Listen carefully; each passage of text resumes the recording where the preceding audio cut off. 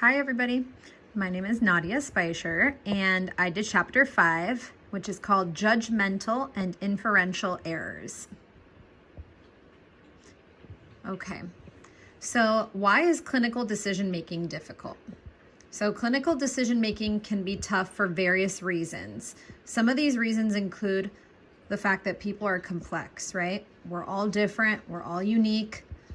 We are a blend of experiences, values, emotions, attitudes, styles, and even psychological issues, meaning we've all experienced and been through different life events.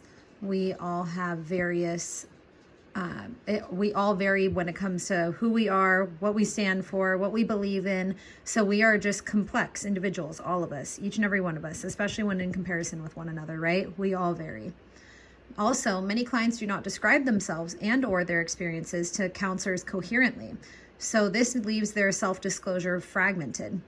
So meaning that they aren't always transparent, right? We aren't always honest. There are clients out there who only share partial truth or little to no truth. Sometimes they share all the truth, but this leaves us and our clients incoherent. We aren't able to fully see who they are, what they're trying to tell us at times.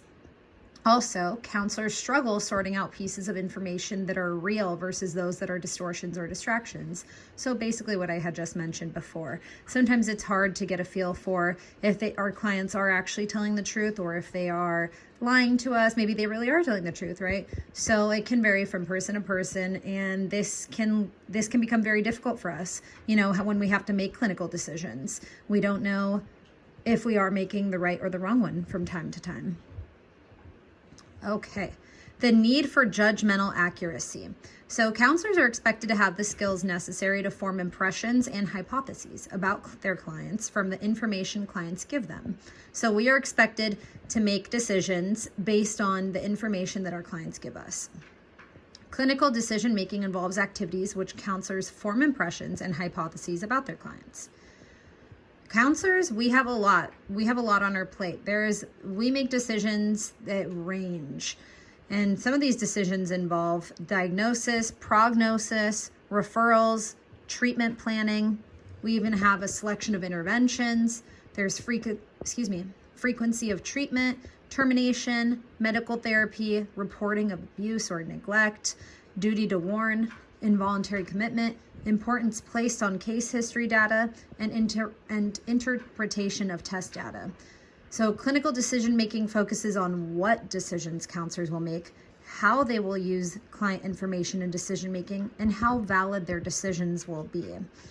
So it can be a little overwhelming because it seems there's a lot of pressure on us, but that's why it's really important that we take our time, we take notes, we jot down the information we need to, we collect as much information as we can, we're asking the right questions, and we're really just going in there and being open with our clients and in hopes that they're being open with us, right?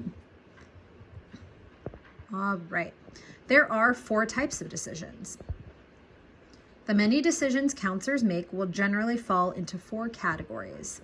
For the first one, we have true positive. So this is a decision that falls into the true positive category, which is a favorable decision or judgment that is correct. So it's a true positive, a favorable decision and a judgment that is correct. Next, we have a false positive. A decision that falls into the false positive category is a favorable decision that is incorrect. So maybe this decision was favorable, but it was incorrect. Then we have a false negative. So this is a decision that falls into the false negative category, which is unfavorable and is incorrect. Next and last, we have true negative. So this is a decision that falls into the true negative category, and it is a negative decision that is correct. So these are typically the 4 types of decisions that we as counselors will make and experience when dealing with our clients. Okay, so these are some significant terms, and they're very important for us to learn and know, although they will come in time. We have, for the first one, diagnostic overshadowing.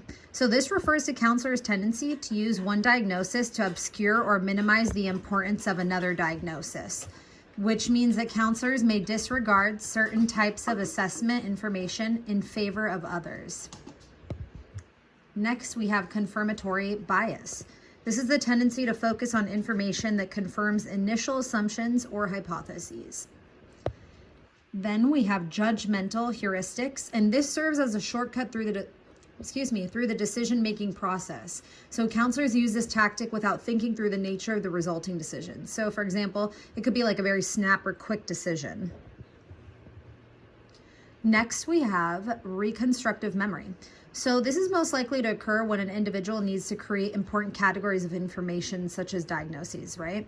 So sometimes individuals, they'll fill in the gaps in their memories, or they even alter their memories so they are consistent with their present experience. So sometimes it may not always be true, right? They're just trying to fill that gap and fill that void to have a better understanding on why they are where they're at in life. And that's how they think they've gotten there, right? So reconstructive memory is kind of like when you're building it on your own. Maybe some of it is true, however, some of it can also not be true, right? Because we're just trying to fill in those gaps. Next, we have overconfidence. This is when clinicians are overconfident about the accuracy of their clinical judgments, which it's great to be confident. However, sometimes it might not always be the best thing, right? Because we want to make sure that if we were incorrect about a judgment or a decision that we made, that we're willing to take that constructive criticism. Next, we have attribution of paranoia. This is described as most forms of counseling encouraging client growth through self-disclosure. One of the roles of counselor is to help our clients, right? And we want to explore and understand their feelings and behaviors and make sure that we're there for them. However, the assumption is that clients gain insight into themselves as they self-disclose and get feedback from their counselors. Okay, what we can take away from all of this.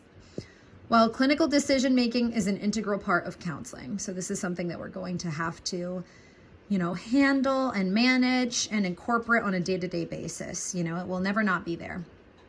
Counselors are assumed to be skilled in logical reasoning and inference making,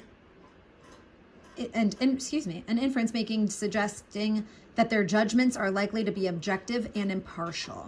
Okay, so counselors' decision making is never simple. That is very true. We can all agree that the decisions that we make, we take what we know and we hope that we're making decisions for the better, never for the worse, right? So we really have to, that's why it's important we take that information, we take down notes, we jot down notes, and we really come together and make sure we are doing what is best for our clients at all times.